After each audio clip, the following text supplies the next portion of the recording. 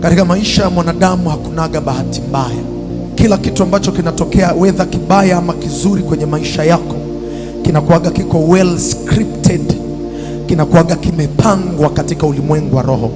Aidha kimepangwa na ufalme wa nuru ama ufalme wa giza kwa sababu maalum. Hakuna kitu chenye ruhusa ya kutokea katika ulimwengu wa mwili kama hakijaanzia katika ulimwengu wa roho. Ulimwengu wa roho ni soft copy, ulimwengu wa mwili ni hard copy. Wakati wewe ukiwa umelala, falme za giza zinakuaga hazilali.